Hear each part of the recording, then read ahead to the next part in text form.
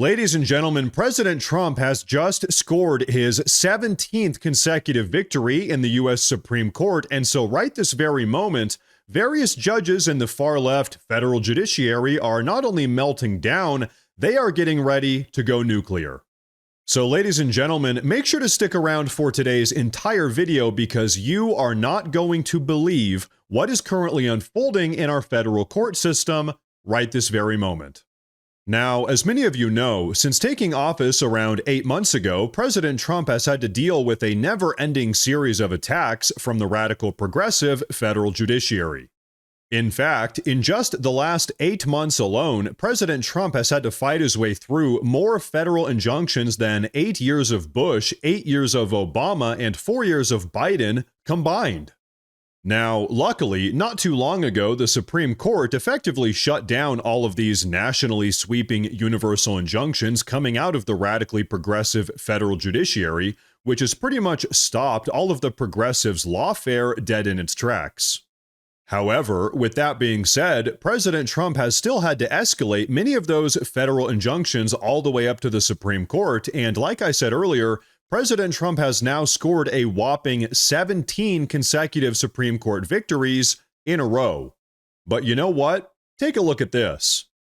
To really put the degree to which the federal courts have been hijacked by the far left into perspective, check this out. Since taking office 8 months ago, President Trump has seen a massive 96% loss rate in the lower federal courts. That said, President Trump has appealed pretty much every single one of those lower court decisions, and as things currently stand, as we've said, President Trump has seen a whopping 17 consecutive victories in the Supreme Court.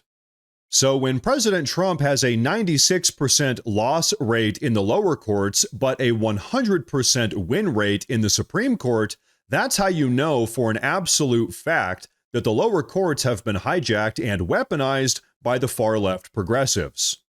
But now, folks, this is what brings us to the bombshell news of the day. You see, like I said earlier, right this very moment, many of the radically progressive federal judges in the federal judiciary are absolutely melting down. And if you don't believe me, take a look at this. Just earlier today, a group of anonymous federal judges released a memo in which they criticized and condemned the Supreme Court for overturning all of their radically progressive lower court rulings. These radically progressive federal judges are unironically complaining that the Supreme Court is undermining their lower court authority and that the Supreme Court isn't doing a good enough job of explaining themselves before issuing their own rulings. Folks, you can't make this stuff up. Right now, all of these radically progressive federal judges are absolutely melting down and condemning the Supreme Court because the Supreme Court has had the audacity to disagree with all of their far-left hyper-partisan rulings. And so I'll tell you what, ladies and gentlemen, here's the reality. These radically progressive judges in the federal judiciary really couldn't care less about legality or the U.S. Constitution. To them, all that matters is maintaining their power. To them, nothing matters more than power. And so, of course, when the Supreme Court gets directly involved and starts tossing out all of their bogus rulings and defends President Trump's executive authority and starts limiting their power, that is when all of these far-left judges start having a problem with the U.S. Constitution. Seriously, the degree to which the far left appreciates our country's legal structure is the degree to which they can weaponize it. The second the Constitution gets in the way of their radically progressive agenda, they're pretty much ready to toss the Constitution into the garbage bin. But now, folks, as it relates to all of this, I want you all to take a listen to Stephen Miller's recent takedown of this entire situation. But first, I do want to say real quick that if you folks enjoy the daily news updates, please consider subscribing to the channel because it really does help a lot. But okay, check this out. And by the way, I think you're going to like this. Yet, even just yesterday we saw, whenever a judge rules against this administration, you say they're going rogue. Do you think a judge should just rubber stamp what your White House does? If not, what checks and balances do you think should be in place for this White House? It is not the job of a district court judge to perform an individual green light or red light on every single policy that the president takes as the head of the executive branch. Just think about the premise baked into your question, respectfully, Pam. You're saying that when the American people elect a president of the United States of America, I'm not saying well, it's the implication, who is the sole head of the executive branch. Said, well, let me finish. I will answer the question happily.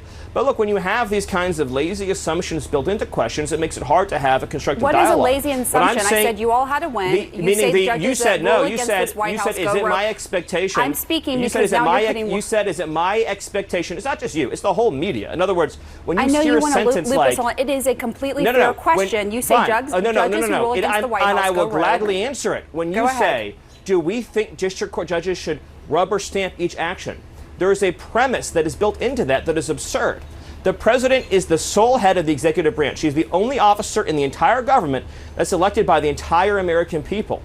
Democracy cannot function. In fact, democracy does not exist at all if each action the president takes, foreign policy, diplomatic, military, national security, has to be individually approved by 700 district court judges. That's democracy. So if there's 15 communist crazy judges on the court, that each of them as a team working together can block and freeze each and every executive action. And so, folks, let's just be honest here. That is exactly what they want. If the far left radical progressives had their way with the country, they would completely strip President Trump of all of his constitutionally granted executive authority and instead turn our nation into a judicial tyranny. And so I'll tell you what, by no means is the Supreme Court perfect. In fact, in all 17 of President Trump's recent Supreme Court victories, 3 justices in particular have ruled against him every single time. However, I think we can all be happy that over the last couple of months, the Supreme Court has been stepping in and, generally speaking, they're actually doing the right thing and making the correct decisions.